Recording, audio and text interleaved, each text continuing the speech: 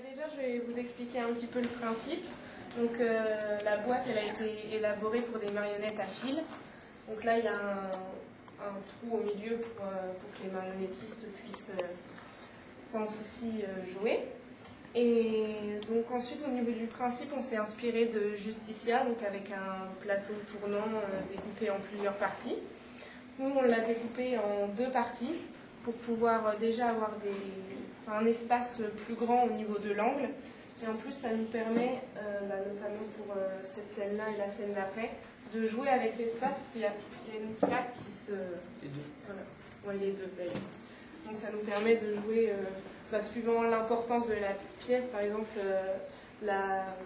au début avec l'ophtalmologue, elle n'est pas spécialement importante, donc on réduit, on n'a pas besoin de beaucoup de place, donc on réduit l'angle. Après, on a un système derrière pour changer les décors, etc., pendant qu'il y a une scène qui est en train de jouer. Donc un système de chatière qui permet de tout changer. Voilà. Après, au niveau des parties, on a essayé de voir, suivant la pièce, de délimiter des parties. Donc on a une partie nature, et la deuxième c'est neutre, où en fait il y a des changements de plaques, donc qui délimitent un fond pour caractériser la scène. Voilà. Au niveau du principe. Là, en exposition, vous avez donc la scène neutre. La scène neutre, on l'a choisie pour tout ce qui correspondait à l'ophtalmologiste en première scène. Ensuite, tout ce qui concerne la maison de la vieille tante. On a regroupé environ toutes les scènes qui ne sont pas proprement dit un paysage. On met un parquet, on met par exemple pour la maison de la vieille dame, on met une porte où on colle une porte en papier, enfin juste des petits accessoires, et ça y est, c'est le spectateur à lui d'imaginer. Là, il voit une feuille de vue, ah bah c'est un cabinet d'ophtalmologiste. Il voit une porte, ah bah c'est une maison.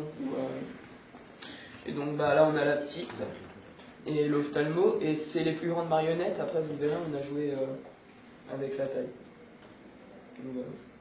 Donc on a adopté pour un fond assez gris, qui ne soit pas très prononcé au niveau de la couleur, puis le panneau en dessous c'est du lino de façon parfaite.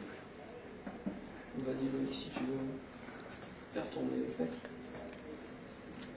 Donc et pendant, par exemple, qu'il y a quelqu'un qui est en train de jouer la scène, là de l'ophtalmo, on est en train de préparer derrière, et hop, dès que la scène se finit, hop, un noir, et on fait tourner la scène.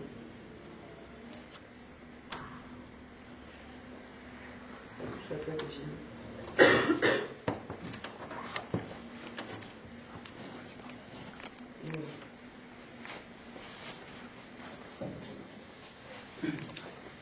Donc ici on a en présentation la scène du paysage. On a la nièce Célestine et Kamashi qui est ici.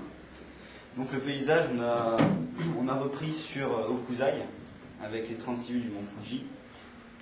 L'arbre que vous avez, c'est un arbre qui a été repris sur plusieurs, par exemple les bonsaïs ou des cerisiers. Par exemple, on a le pont, on a utilisé des lamelles de cuivre. La rivière a été faite en verre. Donc on a collé ça avec du silicone. Bon, bah, les cailloux, c'est des cailloux. C'est bien fait.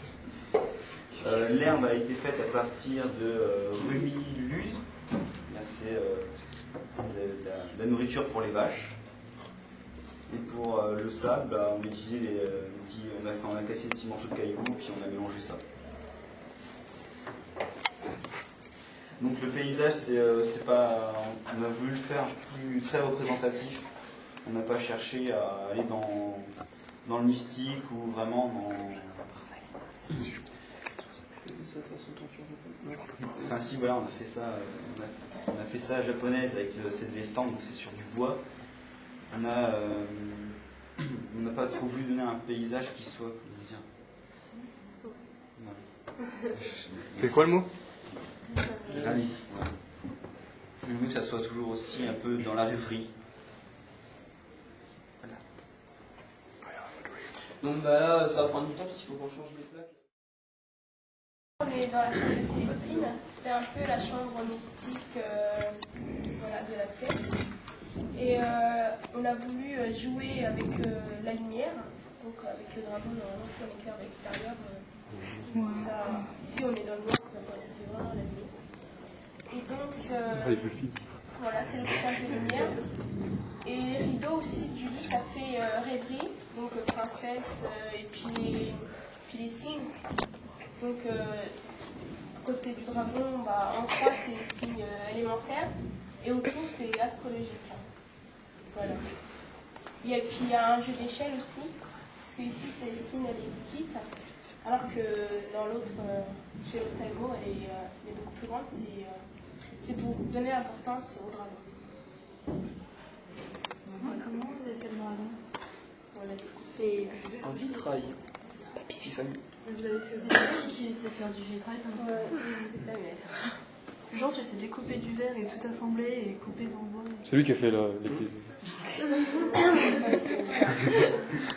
Tu sors un patron sur internet, tu dessines, tu découpes les ailes une par une, tu découpes les pièces de la tête, tout ça, tu les dessines sur du verre, après tu découpes, tu meules un peu pour pas te couper les doigts et pour faire ajuster les pièces les unes aux autres, tu colles du ruban dessus, et ensuite tu soudes, tu passes de la patine noire déjà pour protéger le cuivre, l'étain, et ensuite pour donner un rendu plus beau, puis voilà.